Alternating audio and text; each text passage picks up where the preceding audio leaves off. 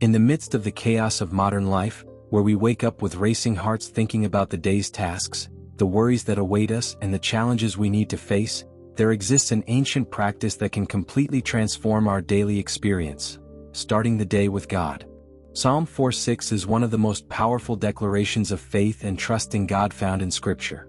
Written in times of great turbulence and uncertainty, this psalm offers a revolutionary perspective on how to face life's storms with unshakable peace and supernatural courage. When we choose to begin our days by immersing ourselves in God's presence through His Word, especially through texts like Psalm 46, we are not merely fulfilling a religious ritual. We are literally shielding our life against the anxieties, fears, and despairs that try to dominate us before we even leave home. This text has been developed to be your morning companion, a practical and spiritual guide that will help you understand not only what Psalm 46 says, but how to apply its powerful principles in your daily life. You will discover how to transform each morning into a moment of spiritual strengthening, where God's peace becomes your shield and His courage becomes your fuel. Chapter 1. The historical context of Psalm 46, born in the midst of chaos. To truly understand the transformative power of Psalm 46, we first need to understand the context in which it was written. This is not a psalm born in times of calm or prosperity. On the contrary, it emerged from the most turbulent moments in Israel's history, when God's people faced threats that seemed impossible to overcome. Many scholars believe that Psalm 46 was composed during the reign of King Hezekiah, specifically during the Assyrian invasion led by Sennacherib, around 701 BC. Imagine the scene. Jerusalem was surrounded by one of the most powerful armies of the time. The Assyrian king had sent messengers with terrifying threats, mocking the God of Israel and promising total destruction. It was a moment when fear dominated hearts. People woke up each day not knowing if it would be their last. The city walls seemed fragile before the Assyrian war machine. It was exactly the kind of situation where hopelessness usually flourishes and faith is tested to its limits. It was in this context of terror and uncertainty that one of the most beautiful declarations of trust in God ever recorded in human history emerged. The psalmist was not writing from an ivory tower, isolated from real problems. He was in the middle of the storm, feeling the same fear that everyone felt but choosing a different response. This understanding is crucial for us today. When we read, "God is our refuge and strength, an ever-present help in trouble," we are not reading words from someone who never faced real difficulties. We are reading the declaration of someone who looked into the face of destruction and chose to trust in God. This makes Psalm 46 especially relevant for our days. Just as the inhabitants of Jerusalem woke up each morning to the sound of war preparations in the background, we wake up to the sound of alarming newscasts, financial worries, work pressures, family problems, and an infinity of anxieties that seem to surround our life like an enemy army. The beauty of Psalm 46 is that it teaches us we don't need to deny the reality of our problems to have peace. We don't need to pretend that challenges don't exist. We can fully acknowledge the storm around us and still find an unshakable fortress in God. Chapter 2. Verse by verse, unveiling the power of Psalm 46. God is our refuge and strength, an ever-present help in trouble. V.1. These opening words of Psalm 46 establish the tone of the entire song of trust that follows. Each word was carefully chosen to convey a profound truth about God's nature and our relationship with Him. The word refuge in the original Hebrew is makseh, which literally means a place of shelter, protection, and safety. It's the image of someone running to hide during a violent storm. But it's not just any shelter, it's a completely safe refuge where no harm can reach us. When we apply this to our daily life, it means that God is not just an aid in times of crisis, but our constant place of safety. Each morning upon waking, we can run to this refuge before even facing the day's challenges. It's like having a personal fortress where we can take shelter whenever necessary. The word strength adds another dimension. If refuge speaks of protection, strength speaks of power and stability. It's the image of a solid, immovable construction that can resist any attack. God is not just our hiding place. He is our solid foundation, our source of strength. But perhaps the most impactful phrase is, an ever-present help in trouble. The word present in the original suggests something that is not just available, but actively available, ready to act immediately. It's not help that we need to seek in distant places or wait for a long time. It's help that is here now at the exact moment of our need. For those who start the day with this truth, the transformation is immediate. Instead of waking up worried about the problems that await us, we wake up conscious that we have instant access to divine help. Instead of feeling like we are alone against the world, we know we have a refuge always available. Therefore we will not fear, though the earth give way and the mountains fall into the heart of the sea. v.2. The word therefore is a powerful logical bridge. Because of the truth established in the previous verse, because God is our refuge, strength, and help, we come to a natural conclusion. We don't need to be afraid. But the psalmist doesn't stop at common fears. He goes straight to the most catastrophic scenario possible: the earth itself moving and the mountains being cast into the sea. In ancient cosmology, mountains were symbols of absolute stability. They were considered the foundations of the earth, immovable and eternal. Imagining mountains being transported into the middle of the seas was like imagining that the fundamental laws of nature were being violated. It was the end of the world scenario, of absolute chaos, of the destruction of everything that was known and predictable. The message is clear. Even if the impossible happened, even if everything we consider solid and reliable collapsed, our trust in God would remain unshaken. This is not trust based on the stability of circumstances, but on the stability of God's character. To apply this in our morning life means we can wake up with a peace that doesn't depend on how our day will unfold. It doesn't matter if we receive bad news, if we face unexpected crises, or if our plans are completely disrupted. Our peace is anchored in something much more solid than circumstances. Though its waters roar and foam and the mountains quake with their surging, v.3. The psalmist continues painting the picture of absolute chaos. Now he adds the image of waters roaring and foaming, a reference to nature's destructive forces in their most violent form. It's the image of tsunamis, hurricanes, storms that destroy everything in their path. The roaring waters represent not only natural disasters, but all forces that seem to be out of our control and that threaten to destroy us. They can be health problems that come out of nowhere, financial crises that shake our security, relationships that fall apart, dreams that are destroyed. The phrase, "the mountains quake with their surging," adds another layer of intensity. Even the most solid structures tremble before the fury of the waters. It's as if the psalmist were saying, even if everything you consider solid and reliable begins to shake, even if your earthly securities are shaken, you still don't need to be afraid. This passage is particularly powerful for those who are facing uncertainties. We live in an era where rapid changes are constant. Jobs that seem secure disappear overnight.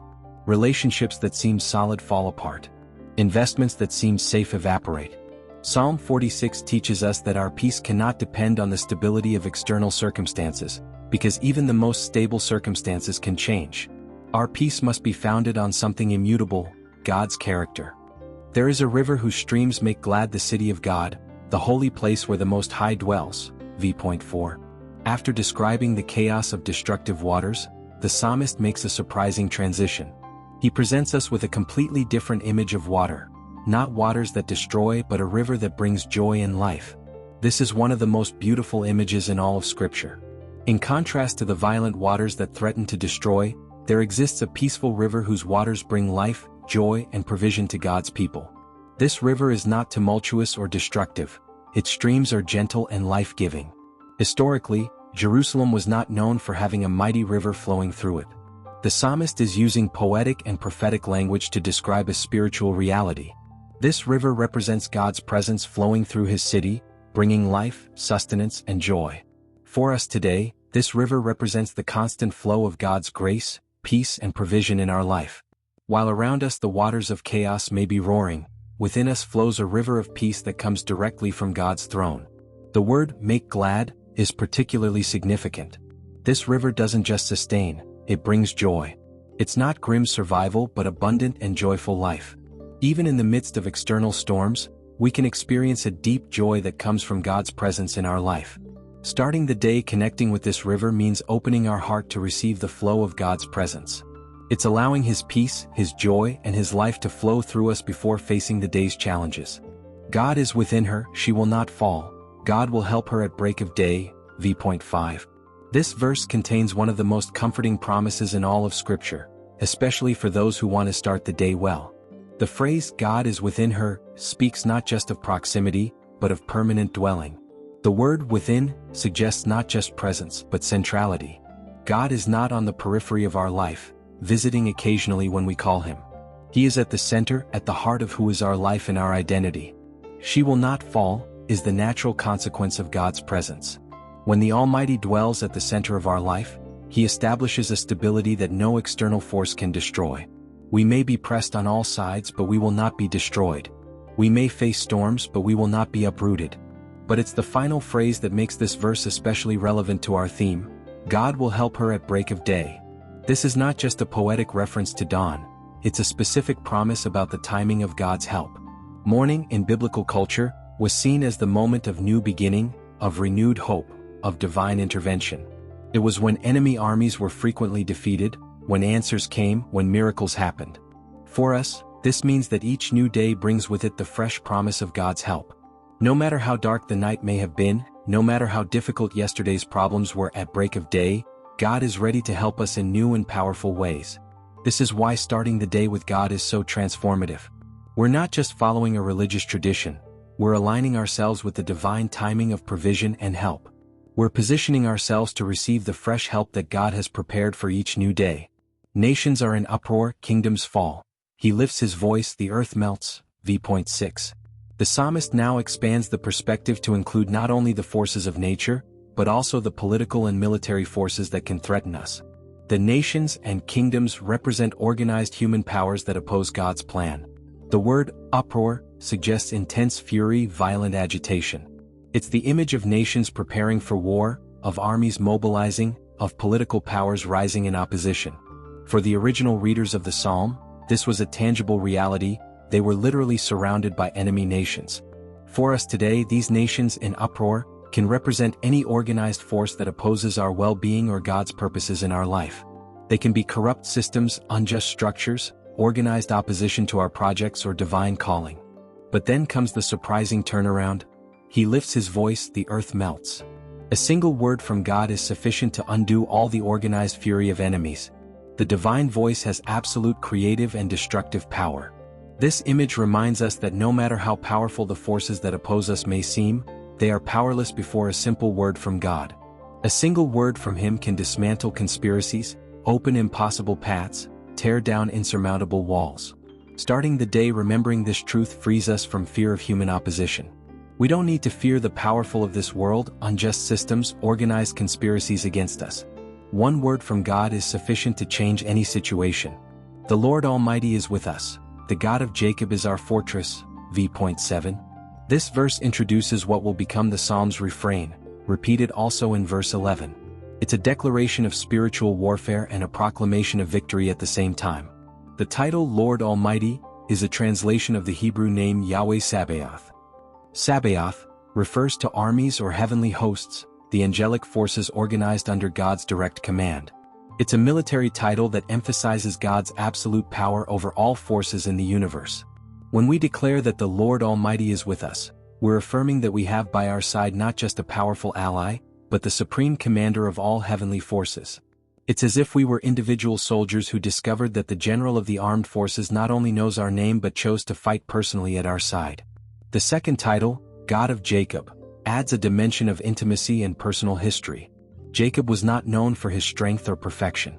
He was a flawed man who wrestled with God, who faced many problems because of his own choices.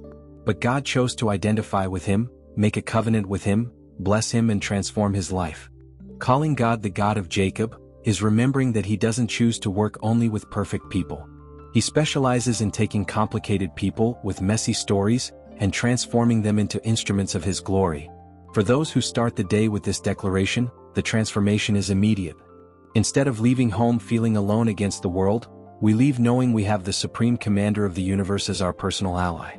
Instead of feeling disqualified by our failures, we remember that God specialized in using imperfect people like Jacob to accomplish His purposes. Come and see what the Lord has done, the desolations He has brought on the earth. v.8. The psalmist now makes an invitation to observe concrete evidence of God's power in history.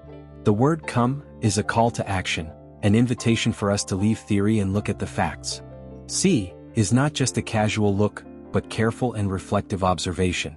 It's the kind of look that analyzes, that draws conclusions, that learns important lessons. The psalmist is inviting us to be students of the history of God's mighty acts. The works of the Lord refer to God's supernatural interventions in human history. They are the moments when he broke natural laws, when he made the impossible happen, when he demonstrated his power in undeniable ways. The word desolations may seem negative at first glance, but in context it refers to the desolations that God brought upon his people's enemies. They are the destructions of evil plans, the ruin of those who oppress the innocent, the overthrow of unjust systems. This invitation is especially relevant for our days. When we wake up in the morning, we are bombarded by negative news, by reports of injustice, by stories of oppression and apparently victorious evil. The psalmist invites us to change our focus and look at the history of God's mighty acts. Starting the day, seeing what the Lord has done, means remembering the times when God intervened powerfully in our own life, studying the biblical stories of deliverance and miracles, and keeping our perspective focused on God's power instead of the problems around us. He makes wars cease to the ends of the earth. He breaks the bow and shatters the spear. He burns the shields with fire. v.9. This verse paints a prophetic picture of how God definitively deals with all conflicts and instruments of war. It's a vision of what happens when God completely intervenes in a conflict situation. He makes wars cease to the ends of the earth, speaks of a peace that is not just local or temporary but global and lasting. It's the peace that only God can establish, because it goes to the root of conflicts and resolves them definitively. The following images, breaking the bow, shattering the spear, burning the shields with fire, represent the complete destruction of instruments of war. God doesn't just defeat enemies, he makes it impossible for them to continue fighting. In personal application, this means that when God intervenes in our conflicts, he doesn't just resolve the immediate situation, but also removes the tools that our enemies were using against us. He doesn't just give us victory, he completely disarms the opposition. For those who are facing spiritual, relational, or professional battles, this promise is extraordinarily encouraging. God is not interested in just giving us temporary victories. He wants to resolve conflicts definitively, removing the very sources of the problem. Starting the day with this vision means having hope not just of surviving current conflicts, but of seeing God bring complete and permanent resolution. It's waking up with the expectation that God will not just fight for us, but bring lasting peace. Be still and know that I am God. I will be exalted among the nations, I will be exalted in the earth. v.10. This is perhaps the most well-known and quoted verse of all of Psalm 46, and for good reasons. It contains one of the most important lessons about how to find peace in the midst of chaos. The word "be still" in the original Hebrew is rapha, which literally means let go, relax, stop fighting. It's the opposite of tension, anxiety, desperate effort to control situations that are beyond our control. This is not an invitation to irresponsible passivity, but to the cessation of anxious struggle that produces no results and only wears us out. It's an invitation to stop trying to solve everything in our own strength and allow God to be God in our situation. And know that I am God is the reason for being still. We don't become still out of resignation or despair, but out of knowledge. We know who is in control. We know who has power to resolve what we cannot resolve. We know there is someone infinitely capable taking care of the situation. The knowledge that he is God is not just intellectual, but experiential. It's a deep knowing based on relationship that comes from having seen his power operating in our life repeatedly. The final phrases, I will be exalted among the nations, I will be exalted in the earth, reveal the ultimate purpose of all divine interventions. God doesn't act just to solve our personal problems, but to demonstrate his glory to all the earth. For our morning life, this verse establishes one of the most transformative practices possible. Beginning each day with a moment of conscious stillness, where we deliberately let go of our anxieties and reconnect with the truth that God is in control. The Lord Almighty is with us. The God of Jacob is our fortress. v.11. The psalm ends by repeating the same refrain from verse 7, creating a circular structure that reinforces the central message. This repetition is not accidental. It's a poetic technique that imprints the main truth deeply in our mind and heart. Ending with the same refrain with which it began creates an effect of solidity and firmness. It's as if the psalmist were saying, we began with this truth, went through the entire description of chaos and divine intervention, and ended in the same solid place where we began.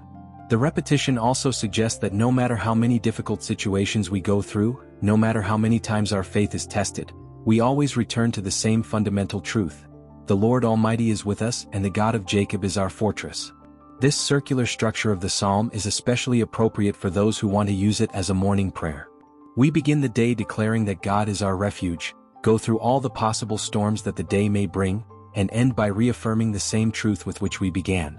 Chapter 3. How to apply Psalm 46 in your morning routine. Creating your daily spiritual shield. Transforming Psalm 46 from an inspiring text into a practical tool of daily transformation requires intentionality and method. It's not enough to just read the words. We need to create a routine that allows its truths to penetrate deeply into our heart and mind before facing the day's challenges. The first step is establishing a specific and consistent moment for this morning encounter with God. Consistency is crucial because it's training your heart and mind to automatically seek God's presence as the first response to challenges, instead of reacting with anxiety or fear. Ideally, this should be one of the first conscious acts of your day before checking your phone, reading news, or starting to think about the task list. This doesn't mean it has to be right upon waking if you're not a morning person, but it should be before your mind gets saturated with the day's demands and worries. Meditative reading verse by verse. Begin by reading all of Psalm 46 slowly, allowing the words to penetrate beyond intellectual understanding. Then return to the first verse and pause for deep reflection. God is our refuge and strength, an ever-present help in trouble. Spend some moments personalizing this declaration. Say out loud, God is my refuge and strength, an ever-present help in my trouble. Think about the specific troubles you may face today and consciously declare that God is your present help for each one of them. Continue this process with each verse, not in a hurry, but allowing each truth to establish itself firmly in your heart. When you reach verse 10, be still and know that I am God, take a longer pause. This is the moment to physically practice being still. Stillness techniques based on verse 10. The command be still is not just spiritual but also physical and mental. Here are practical techniques to implement this command. First, practice physical stillness. Sit in a comfortable position, consciously relax each part of your body, starting from your feet and moving up to your head. This physical relaxation helps create the conditions for spiritual stillness. Next, practice mental stillness. Acknowledge the anxious thoughts that arise, worries about the day, unresolved problems, pending tasks, but instead of fighting against them or being dominated by them, simply surrender them to God. Visualize yourself literally placing each worry in God's hands. Finally, practice spiritual stillness. This is the moment to know that He is God, experientially. Focus your attention completely on God's presence. Some find it helpful to silently repeat phrases like, "You are God," "You are in control," "I trust in you." Personalized faith declarations. Transform the truths of Psalm 46 into personal declarations of faith that you can carry with you throughout the day. For example, today God is my refuge. Whatever storm I may face, I have a safe place to shelter. Today, even if my world seems to be falling apart, I will not fear because God is in control. Today, in the midst of any chaos, there is a river of peace flowing through my life, bringing joy and life. Today, God is in the midst of my situation, and therefore I will not be shaken. Today, at the break of this morning, God is already prepared to help me in ways I can't even imagine. Today, the Lord Almighty is with me, and no force can rise against me successfully. Today, when circumstances seem chaotic, I will remember to be still and know that He is God. Visualization and directed prayer. After meditative reading and faith declarations, spend time in specific prayer based on the Psalm's images. Visualize yourself running to God's refuge at the beginning of the day. Imagine yourself entering an impenetrable fortress where no evil can reach you. Visualize God's river flowing through your life, bringing peace to areas of turbulence, joy to areas of sadness, and life to areas of stagnation. Imagine this life-giving water reaching every area of your life that needs renewal. Pray specifically for the challenges you know you may face today. For each challenge, remember a specific truth from Psalm 46. If you have a conflict to resolve, remember that God makes wars cease. If you're facing uncertainty, remember that He is your refuge and strength. If you're feeling overwhelmed, remember to be still and know that He is God. Creating memory anchors. Throughout the day, you'll need ways to quickly reconnect with the peace and strength you found in your morning time with God. Create simple memory anchors based on Psalm 46 that you can use in moments of stress or anxiety. For example, when you feel fear rising, silently repeat, "God is my refuge and strength." When circumstances seem chaotic, breathe deeply and say, "Be still and know that He is God." When you face opposition, remind yourself, "The Lord Almighty is with me." These memory anchors work like spiritual emergency buttons that immediately reconnect you with the truths you meditated on in the morning, bringing God's peace back to the center of your consciousness. Building long-term spiritual resilience. The goal of using Psalm 46 in your morning routine is not just to feel better temporarily, but to build long-term spiritual resilience. This happens through consistent practice over time, where the truths of the psalm become so deeply rooted in your heart that they become your automatic response to challenges. Keep a journal of how God demonstrates the truths of Psalm 46 in your daily life. When you see Him acting as your refuge, strength, or help, write it down. When you experience His peace in the midst of chaos, record it. This creates a personal history of God's faithfulness that strengthens your faith for future challenges. Over time, you'll notice that your first response to difficulties changes from anxiety to trust, from fear to faith, from panic to peace. This is the transformation that happens when we consistently shield our life with the truths of Psalm 46. Chapter 4. The Science Behind Starting Your Day with God. Neuroplasticity and Spiritual Practices. Modern neuroscience has discovered something that believers have known for millennia. Our brains are remarkably adaptable, and the practices we engage in literally reshape our neural pathways. This concept, known as neuroplasticity, provides fascinating scientific support for the transformative power of starting your day with spiritual practices like meditating on Psalm 46. When we begin each day by focusing on God's promises of refuge, strength, and peace, we are not just engaging in wishful thinking. We are literally training our brain to default to trust rather than anxiety, to peace rather than panic, to faith rather than fear. Each morning meditation creates and strengthens neural pathways associated with calm, confidence, and resilience. Research has shown that regular meditation and prayer practices actually change the structure of the brain. Areas associated with emotional regulation, stress management, and positive thinking become more developed and active. The amygdala, which triggers our fight-or-flight response, becomes less reactive, while the prefrontal cortex, responsible for rational thinking and emotional control, becomes more dominant. This means that when you spend time each morning declaring that God is your refuge and strength, you're not just making a religious statement. You're literally rewiring your brain to respond to challenges from a place of strength and security rather than fear and insecurity. The cortisol connection. One of the most significant discoveries in recent years is the impact of morning practices on cortisol levels. Cortisol, often called the stress hormone, naturally peaks in the early morning as part of our circadian rhythm. This is designed to help us wake up and face the day with energy, but chronic elevation of cortisol leads to anxiety, depression, weakened immunity, and a host of other health problems. Starting your day in a state of spiritual peace and trust has been shown to regulate cortisol production, keeping it at healthy levels rather than allowing it to spike into the danger zone. When you begin your morning by being still and knowing that God is God, you're sending powerful signals to your nervous system that all is well, that you are safe, that you can face the day with confidence. The phrase, "God will help her at break of day," takes on new meaning when we understand that the early morning hours are crucial for setting our physiological and psychological tone for the entire day. By starting with God, we're optimizing both our spiritual and physical health simultaneously. The power of positive declarations. Cognitive science has extensively studied the impact of self-talk and affirmations on mental health and performance. What researchers have found aligns perfectly with the practice of personalizing the declarations of Psalm 46. When we speak positive, faith-filled statements about ourselves and our circumstances, we activate what psychologists call the reticular activating system, a network in our brain that filters information and directs our attention. By regularly declaring truths like, "The Lord Almighty is with me," or, "I will not be shaken because God is in my midst," we train our brain to notice evidence that supports these beliefs while filtering out contradictory information. This is not about denial or wishful thinking. It's about training our mind to focus on ultimate reality rather than temporary circumstances. When we declare that God is our refuge, we begin to notice the many ways He provides protection and provision throughout our day. When we affirm that He is our strength, we become more aware of the supernatural empowerment available to us in challenging situations. The physiology of faith.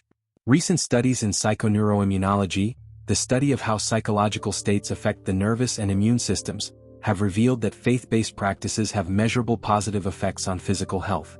People who regularly engage in prayer and meditation show improved immune function, lower blood pressure, reduced inflammation markers, and increased longevity. The act of being still, as commanded in Psalm 46 verse 10, triggers what Dr. Herbert Benson of Harvard Medical School called the relaxation response, a physiological state that is the opposite of the stress response. In this state, heart rate slows, blood pressure drops, muscle tension decreases, and the body's natural healing mechanisms are activated. When we start our day by consciously entering this state of peaceful trust in God, we're not just improving our spiritual life, we're optimizing our entire physiological system for health, resilience, and peak performance. Social and relational benefits. The peace and strength we gain from our morning time with God doesn't just benefit us individually, it has profound effects on our relationships and social interactions. When we start the day spiritually centered and emotionally regulated, we show up differently in our families, workplaces, and communities. Research in emotional contagion shows that our emotional states are literally contagious. They spread to those around us through unconscious mimicry and mirror neurons. When we carry the peace of Psalm 46 into our daily interactions, we become agents of calm in a chaotic world, sources of strength for those who are struggling, and beacons of hope for those who are discouraged. The promise that God is in our midst becomes not just a personal comfort but a social gift as we bring God's presence into every environment we enter throughout the day. The most common objection to starting a morning practice is lack of time. In our fast-paced world, the idea of adding another item to our already packed schedule can feel overwhelming. However, this objection often reveals a fundamental misunderstanding about the nature of time and productivity. The truth is, you don't need hours to practice the principles of Psalm 46. Even 5 to 10 minutes of focused morning time with God can set a completely different tone for your entire day. Consider this. Most people spend more time checking social media in the morning than it would take to read through Psalm 46 meditatively and pray through its promises. Moreover, the time investment pays dividends throughout the day. When you start with spiritual grounding, you make better decisions, handle stress more effectively, maintain better relationships, and work more efficiently. The few minutes you invest in the morning often save you hours of stress, conflict resolution, and crisis management throughout the day. Start small. Begin with just reading Psalm 46 once through and offering a simple prayer of surrender. As you experience the benefits, you'll naturally want to invest more time in this life-giving practice. I'm not a morning person. Some people feel disqualified from morning spiritual practices because they struggle to wake up early or feel groggy when they first get up. The good news is that morning in the context of starting your day with God doesn't necessarily mean dawn. It means before you engage with the demands and stresses of your day. If you naturally wake up later, practice Psalm 46 at whatever time works for your schedule. The key is making it one of your first conscious acts before your mind becomes occupied with tasks, problems, and external pressures. Some people find it helpful to prepare the night before by placing their Bible or a written copy of Psalm 46 where they'll see it first thing. Others set gentle alarms with peaceful tones rather than jarring buzzing. The goal is to create conditions that make it easy to turn your attention to God without fighting your natural rhythms. My mind wanders. Many people attempt morning spiritual practices but become discouraged when their mind wanders to tasks, problems, or random thoughts. They assume this means they're doing something wrong or that the practice isn't working for them. In reality, a wandering mind is completely normal and doesn't invalidate your spiritual practice. The key is not to prevent your mind from wandering, but to gently redirect it when you notice it has drifted. Think of it like training a puppy. You don't get angry when it wanders off. You simply guide it back to where you want it to be. When you notice your mind has drifted while reading Psalm 46, simply acknowledge the wandering thought without judgment and return your attention to the verse you were reading. Some people find it helpful to read aloud or even copy the verses by hand, as these physical activities help maintain focus. Remember, the goal is not perfect concentration but consistent connection with God's truth. Even a distracted reading of Psalm 46 is better than no reading at all. I don't feel anything. One of the most discouraging obstacles people face is the expectation that they should feel dramatically different immediately. When they don't experience overwhelming peace or supernatural courage right away, they conclude that the practice isn't working. It's important to understand that the benefits of starting your day with Psalm 46 are not primarily emotional but spiritual and practical. You're not seeking a feeling, you're establishing a foundation. You're not looking for an emotional high, you're building spiritual resilience.